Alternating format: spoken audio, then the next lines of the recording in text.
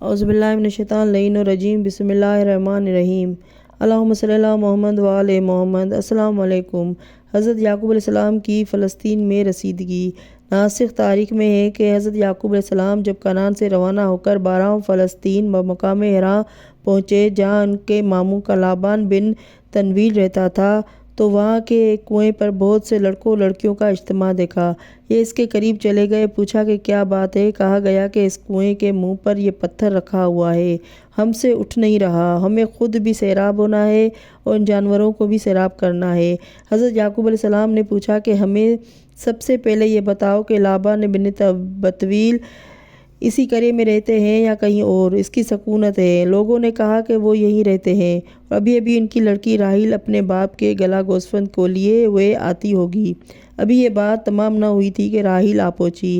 حضرت یعقوب علیہ السلام نے جو ہی راحیل یعنی اپنی سگی ماموزاد بہن کو دیکھا تو بڑھ کر اس کی پوشانی کا بوسہ لیا اور چاہ سے پتھر ہٹا کر کہا کہ تم سب جانوروں کو سیراب کرو۔ جب وہ پانی پلا چکے تو حضرت یعقوب علیہ السلام نے راحیل سے فرمایا کہ جاؤ، اپنے باپ سے کہو کہ تمہاری بہن کا رفقہ بنت بتویل کا لڑکا یعقوب آیا ہے۔ راحیل نے نہایت خوشی کے عالم میں جا کر اپنے والد سے صورتحال بیان کی۔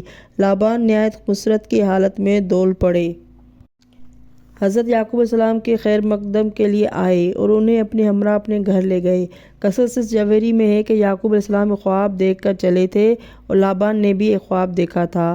لابان کا خواب یہ تھا کہ کنویں پر سے بڑے پتھر کو ایک شخص ہٹائے گا، اس کا نام یعقوب ہوگا، اپنی لڑکی راحیل کی شادی اس سے کرنا۔ روضۃ الصفا میں ہے کہ جس زمانے میں حضرت یعقوب علیہ السلام اپنے ماموں کے پاس پہنچے تھے وہ زمانہ قحط سالی کا تھا۔ ان کے ماموں لابان کے پاس ایک کنواں تھا، اس کنویں میں سے ان کے مویشی سیراب ہوا کرتے تھے۔ قحط کا زور بڑھتے ہی کنویں کا پانی خشک ہونے لگا، یہاں تک کہ اس پر اثر اتنا پڑا کہ کمی آب محسوس ہونے لگی اور یہ شبہ پیدا ہونے لگا کہ پانی خشک ہو جائے گا۔ اس واقعے سے لابان سخت متاثر اور پریشان تھے۔ ایک دن حضرت یعقوب علیہ السلام سے اپنی پریشانی کا اظہار کیا، کہا کہ اگر اس کنویں کا پانی خشک ہو گیا تو نہ صرف یہ کہ میرے مویشی ہلاک ہو جائیں گے بلکہ اپنی بھی خیر نہ ہوگی۔ حضرت یعقوب علیہ السلام نے فرمایا، آپ گھبرائیں نہیں، خدا بڑا کارساز ہے۔ اس کے بعد آپ اپنے مقام سے اٹھے اور کنویں کی جگت پر تشریف لے گئے۔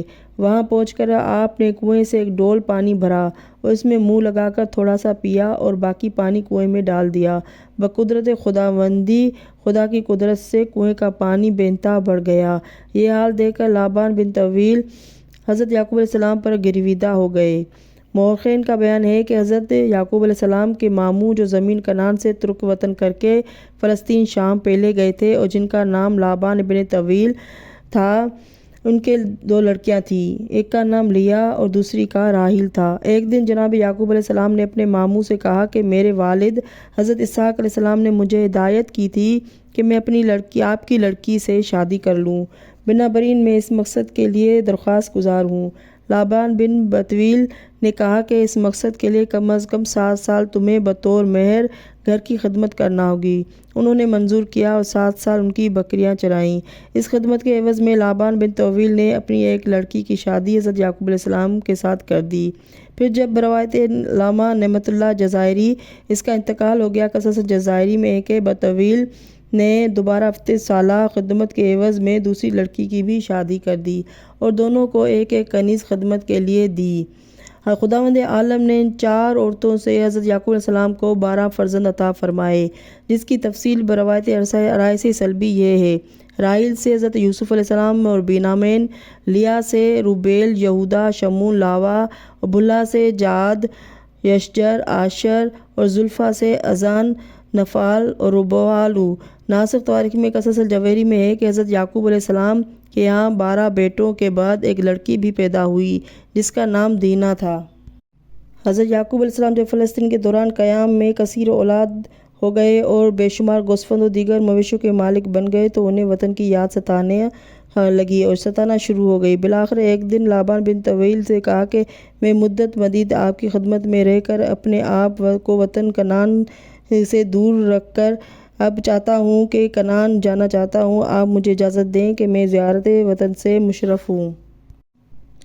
اجازت ملنے کے بعد حضرت یعقوب علیہ السلام نے انتظامات شروع کیے۔ ان کی تکمیل کے بعد وہ فلسطین سے بارہ کنعان روانہ ہو گئے۔ وہ طے مراحل کو قطع منازل کرتے ہوئے جب کنعان کے قریب پہنچے تو انہیں عالم اشکار میں عیس بن اسحاق نظر آئے۔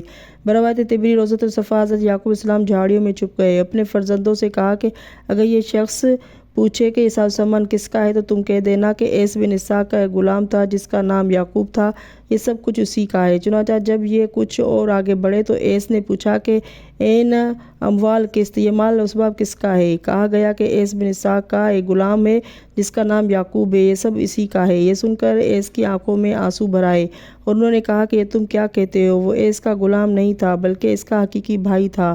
سنو، میں اس کے فراق میں بے چین ہوں۔ یہ سن کر حضرت یعقوب علیہ السلام برآمد ہو گئے اور بھائی کے گلے سے مل کر اس درجہ روئے کہ بے ہوش ہو گئے۔ پھر رات اسی وادی میں گزاری۔ صبح کو پورے احترام و عزت کے ساتھ داخل وطن ہوئے۔ کنعان میں آپ نے ایک ہی سال گزارا تھا کہ خداوند عالم نے مبعوث برسالت کر دیا۔ آپ کی بعثت کے بعد عیس بن اسحاق روم کی طرف چلے گئے اور وہیں تاحیات مقیم رہے۔ بالآخر 147 سال کی عمر میں انتقال کر گئے۔ ان کے مرنے کے بعد ان کے فرزند روم نے انہیں بمقام جبرون قبر حضرت ابراہیم علیہ السلام کے قریب دفن کر دیا۔ اکثر روایت میں ہے کہ ان کی وفات کا دن، وقت، تاریخ وہی تھے جو حضرت یعقوب علیہ السلام کی تھی۔ ایک روایت میں ہے کہ دونوں ایک ہی قبر میں دفن بھی ہوئے ہیں۔ اللہم صلی علی محمد و آل محمد۔ طبری میں ہے کہ عیس کی اولاد میں سے حضرت ایوب علیہ السلام کے علاوہ کوئی نبی مبعوث نہیں ہوا، اور روضۃ الصفا میں ہے کہ روم کے تمام بادشاہ عیس بن اسحاق کی نسل سے تھے۔ اللہم صلی علی محمد و آل محمد۔ ناظرین، میری ویڈیو اچھی لگے تو لائک و سبسکرائب کر لیں۔ اگلی ویڈیو تک کے لیے اللہ حافظ۔